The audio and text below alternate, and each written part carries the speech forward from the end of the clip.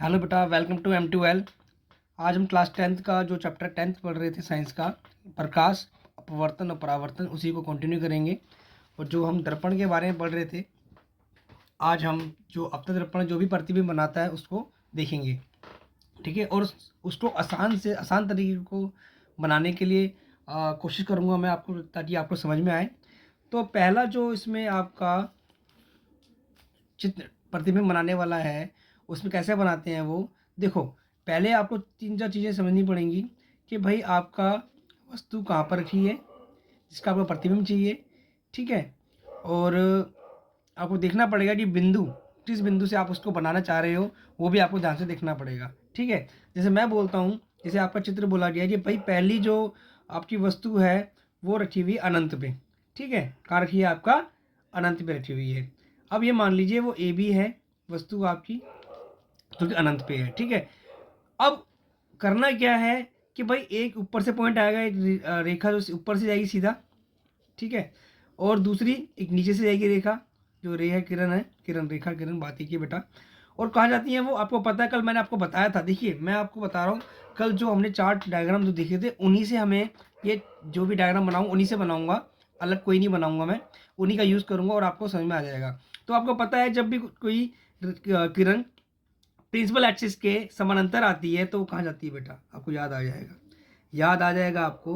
और देखिए मेरा तरीका, देखिए मैं कैसे बना रहा हूँ।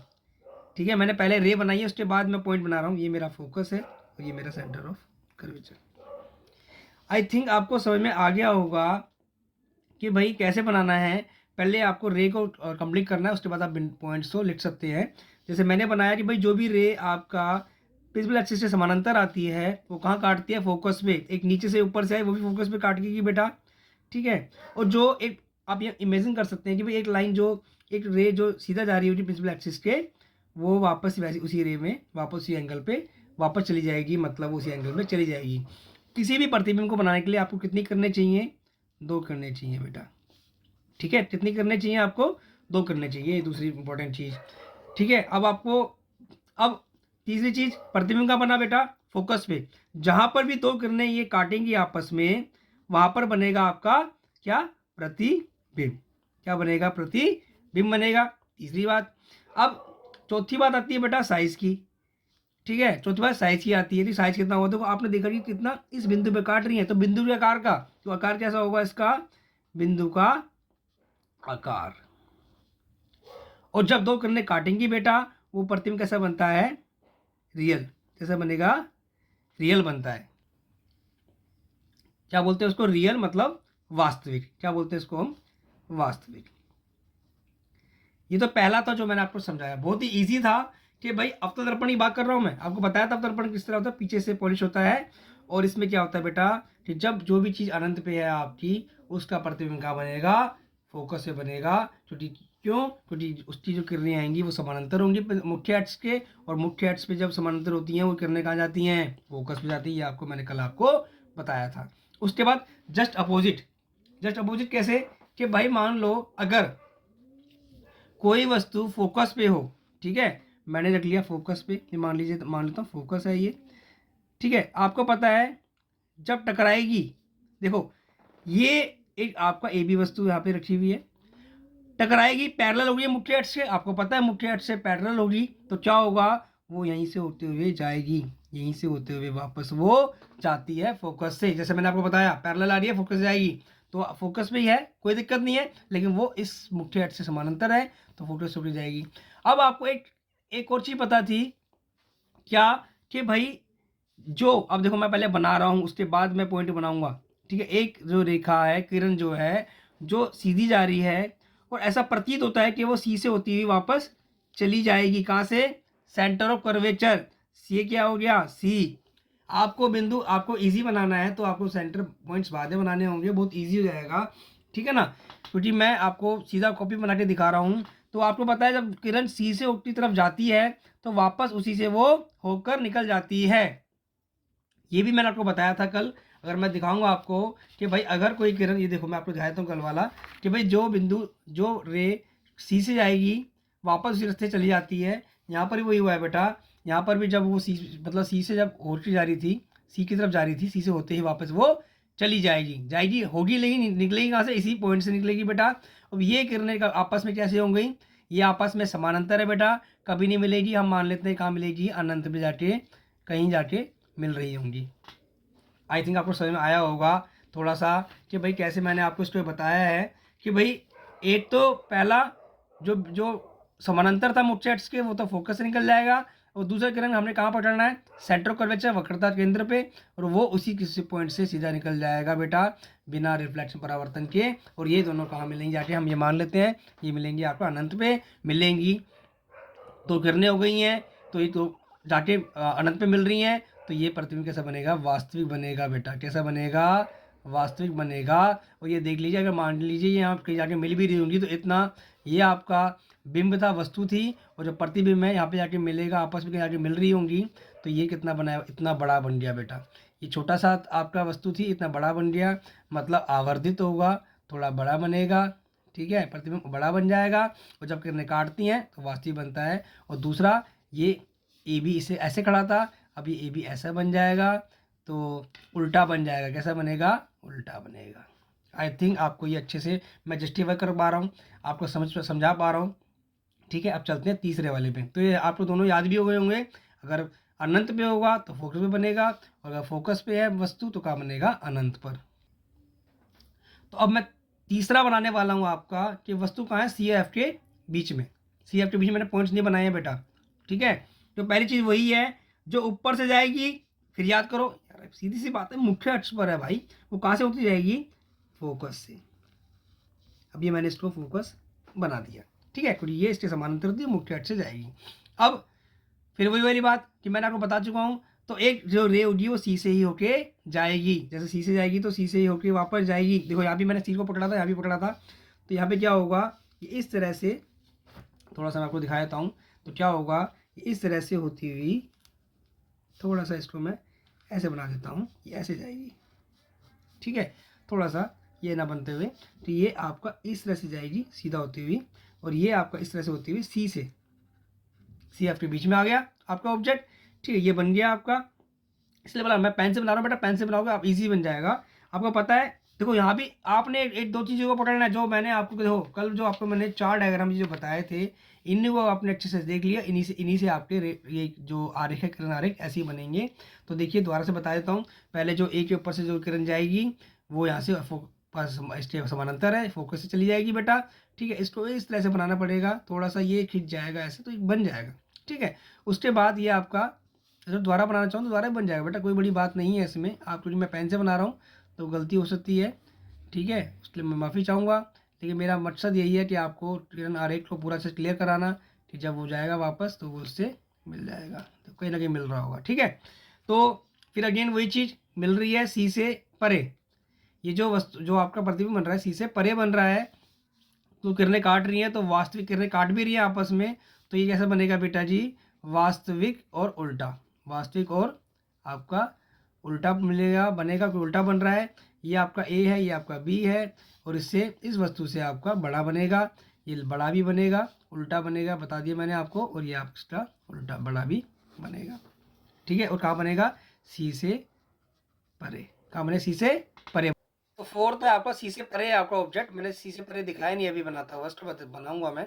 देखिए पहला तो आपको पता ही है कि पहले जो किरण जाएगी, अगर वो समानांतर है इसके, तो वो कहाँ से उड़ी जाएगी, फोकस से, ठीक है। और जो दूसरी सी से होती जाएगी, मैं सी नहीं बना रहा, बनाऊंगा, जो सी से जाएगी होती हुई, यहाँ पर सी है, सी से ही वापस चली जाएगी, तो प्रतिबिंब कहाँ बन रहा है, सी एफ के बीच में। आपको तो दिखाई दे रहा होगा, जब किरणें जहाँ काटती है आपस में, वहीं आपका क्या बनता है, प्रतिबिंब बन जाता है बेटा। तो ये दो किरणें काट रही हैं तो वास्तविक बनेगा, पहली बात कैसा बनेगा, वास्तविक बन रहा है, और सी और एफ के बीच में बन रहा है, सी और एफ के बीच में बनेगा बेटा पहला प्रतिबिंब। ये वस्तु वहाँ रखी थी, और उल्टा बनेगा बेटा, उल्टा है नहीं है, देखिए आपको पता चल रहा है, ए भी इस तरह रखा हुआ है और ए भी इस तरह से बन रहा है। आई थिंक आपको समझ में आ गया होगा कि चौथा वाला डायग्राम कैसे बनाया है। तो भाई वहाँ पे सी एफ जो इससे पहले थर्ड था, सी एफ के बीच में था वहाँ पे वस्तु, तो सी से परे बन रहा था, और अगर सी से परे रखेंगे तो सी एफ के बीच में बनेगा वास्तविक, और उल्टा बनेगा, ठीक है। अब चलते हैं बाकी जो दो रह गए हैं उनकी तरफ।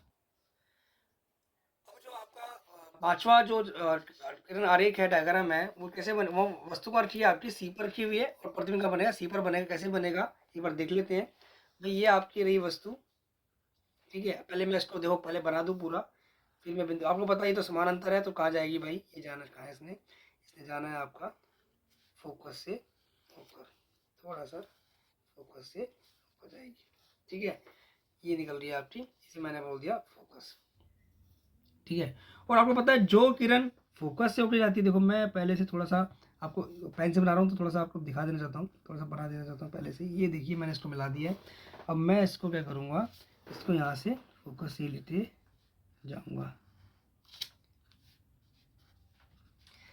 अब देखिए ये किरण जा रही है, जो थी समानांतर थी इसके, फोकस से होकर निकल जाएगी, और जो फोकस से होकर जाएगी वो कहाँ चली जाएगी, अनंत में चली जाएंगी। लिंक दोनों ने यहाँ काट दिया है, तो यहाँ पे मान लीजिए सी, यहीं पर आपका सी है, सी यहीं पर आपका वस्तु ए बी रखा हुआ है, और यहीं पर नीचे आपका प्रतिबिंब बन चुका है, ये आपका ए और ये बी, ठीक है। ए डैश बी डैश कर लीजिए इसको, तो ये आपका प्रतिबिंब बन गया बेटा नीचे की तरफ सेम।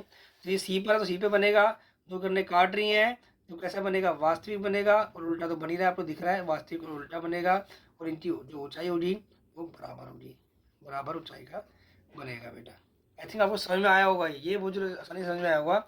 मैं इन चारों का यूज़ कर रहा हूँ बेटा, कुछ नहीं कर रहा, इन चारों का यूज़ जो मैंने कल आपको बताए थे, इन्हीं का मैं यूज़ कर रहा हूँ, और आपको समझा रहा हूँ कि भाई कैसे कैसे वो बनेंगे, ठीक है। अब लास्ट बहुत इंपॉर्टेंट जो है आपका, जो लास्ट रह गया है, इसका मतलब क्या है बेटा, आपका जो वस्तु है कहीं भी आपने एफ और पी के बीच में रख दिया है, उसको रखा है आपने एफ और पी के बीच में, ठीक है। तो क्या होगा देख लेते हैं एक बार, एफ और पी, यहाँ पे मान लीजिए मैंने एफ बना दिया है इसको, ठीक है। अब एफ और पी के बीच में रखना है मेरे को, तो कैसा बनेगा देख लेते हैं एक बार। तो अब आपको पता है कि भाई एक तो किरण, अब मैं देखो यहाँ से खड़ा करूँगा इसको, मैंने यहाँ खड़ा कर दिया है आपकी वस्तु, मतलब एफ और पी के बीच में रखना, तो सॉरी एफ पे नहीं आएगा, एफ और पी के बीच में कहीं भी यहाँ आ जाएगा, ठीक है। अब आपको पता है बेटा, एक किरण यहाँ से मैंने आपको बताया था, एक जब किरण यहाँ से इधर पी पे जाती है, पी पे जाती है, तो उसी एक कोण पे, वो एंगल पे, वो कोण पे वो चली जाती है। एक ये बन गया, ठीक है, एक इस पे आई थी, इस पे चली गई, यहाँ पर आई हो गया, ये आपका आर हो गया। और एक जो किरण होगी वो कहाँ जाएगी, वो आपको पता है सी, सी तो बहुत पकड़ा हुआ है हमने, जो किरण सी की तरफ से निकलती है वो सी की तरफ ही होते हुए वापस चली जाएगी, ठीक है। ये आपको चार जो मैंने कल बताया था उन्हीं को लिया हुआ है मैंने, उसके अलावा कुछ नहीं लिया हुआ। अब फोकस वाला नहीं लिया हुआ, जब फोकस समानांतर जाता है तो फोकस में तो है ही नहीं, उसका मतलब ही नहीं बनता, और ना ही कोई किरण फोकस होकर जाती है। तो हमें दो किरण बची हमारी सी वाली और पी वाली। तो ये जो हमारा पोल ध्रुव से जो उठी जाएगी उसी कोण पे चली जाएगी। अभी कहीं देखो कहीं भी ये मिलेगी नहीं आपस में, तो हम क्या करेंगे खुद इसको आपस में जाके मिला देते हैं ऐसे। तो ये आपका बन गया प्रतिबिंब। ये आपका मान लीजिए ये वाला जो था आपका ए बी, सॉरी एक बार मैं आपको कंट्रास्ट कर देता हूँ, आपको समझ में आ जाएगा। ये आपका मान लीजिए ए बी था, ये बन गया ए डैश बी डैश, ठीक है। कहाँ पे था, एफ और पी के